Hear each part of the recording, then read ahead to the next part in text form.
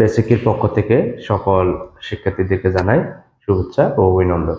আজ তোমাদের সাথে আলোচনা করব আমাদের তথ্য উপাত্তের একটি গুরুত্বপূর্ণ টপিক, সেটা হচ্ছে মদ্যক।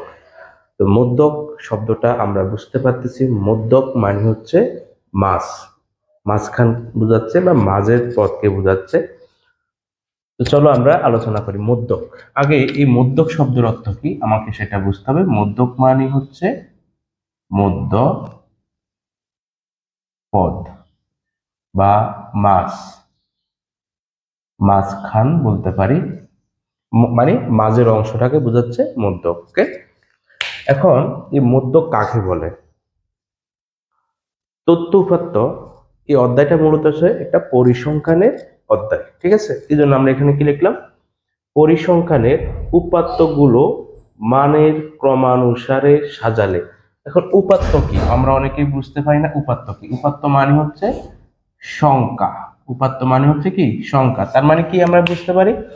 পরিসংখ্যানের সংখ্যাগুলো মানে যে সংখ্যা আমাদের দেওয়া থাকবে, সংখ্যাগুলো মানের ক্রমানুসারে সাজালে যে সকল উপাত্ত বা যে সকল সংখ্যা ঠিক মাঝখানে থাকে সেই মানগুলো হবে উপাত্তের মধ্যক, ঠিক আছে?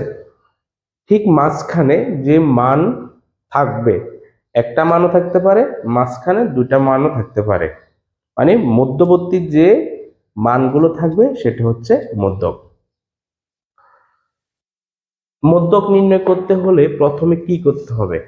আমাদেরকে বলছে মধ্যক নির্ণয় করো, তাহলে প্রথম কাজ যেটা, উপাত্তগুলোকে সাজাতে হবে। আমাদের উপাত্তগুলো দুই ভাবে থাকে, বিন্যস্ত ভাবে থাকে, অবিন্যস্ত ভাবে থাকে, মানে সাজানো থাকে, এলোমেলো থাকে। যেভাবে থাকুক আমাকে আগে সাজা নিতে হবে, ছোট থেকে বড় অথবা বড় থেকে ছোট আমাকে সাজা নিতে হবে। এটা হচ্ছে প্রথম ধাপ।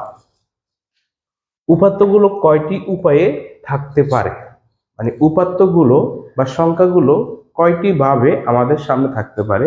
দুটি ভাবে। উপাত্তগুলো কখনো জোর ভাবে থাকতে পারে, কখনো বিজোড় ভাবে থাকতে পারে। জোর মানে কি? ধরো 7টা উপাত্ত আমাদের সামনে দিয়ে দিছে, মানে 7টা সংখ্যা দিয়ে দিছে, তার মানে এটা কি? বিজোড়। যদি বলি 6টা উপাত্ত বা 6টা সংখ্যা আমাদের সামনে দেওয়া আছে, তাহলে এটা কি? জোড়। তাহলে উপাত্তগুলোকে আমরা সাজাবো, সাজানোর পরে দেখবো এখানে কয়টি উপাত্ত আছে, 6টি উপাত্ত না 7টি উপাত্ত, মানে জোড় নাকি বিজোড়। ওকে, এই জন্য উপাত্তগুলো কয়টি উপায়ে থাকতে পারে? দুটি উপায় থাকতে পারে। একটা উপায় হচ্ছে কি, বিজোড় উপাত্ত থাকলে। বিজোড়, বিজোড় মানে কি?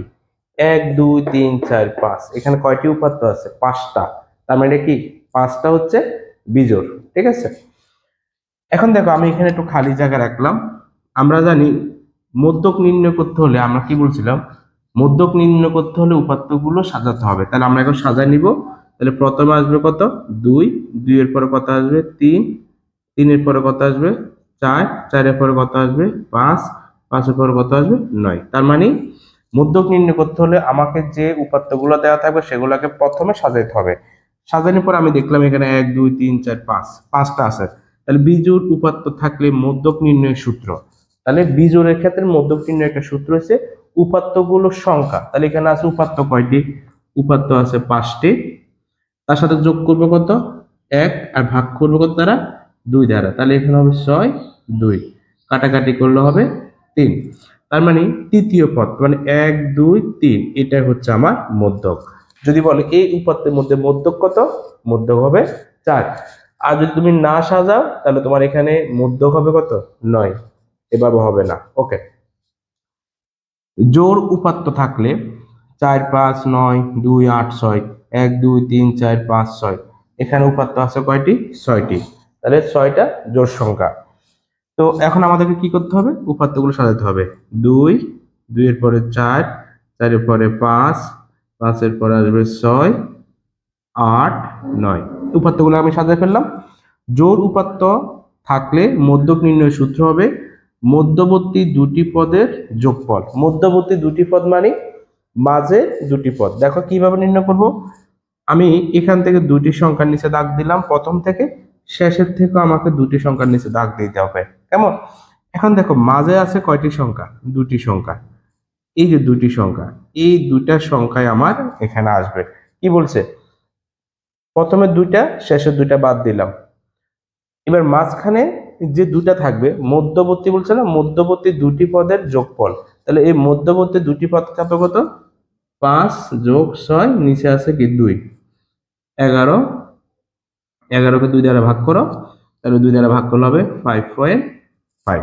তাহলে এখানে মধ্যক হবে 5.5। তুমি ভাগ করে যা পাইবে, যা তোমার সামনে আসবে সেটা হচ্ছে আমার মধ্যক। ওকে, আমরা বুঝতে পারলাম, ঠিক আছে। তাহলে মধ্যকটা কি, মাঝের পদ। মধ্যক নির্ণয় করতে হলে প্রথমে সাজাতে হবে, সাজানোর পরে এখান থেকে উপাত্ত কি জোড় ভাবে আছে নাকি বিজোড় ভাবে আছে। জোড় ভাবে থাকলে জোড়ের সূত্র দিয়ে করব, বিজোড় ভাবে থাকলে বিজোড়ের সূত্র দিয়ে করব। ধন্যবাদ সবাইকে।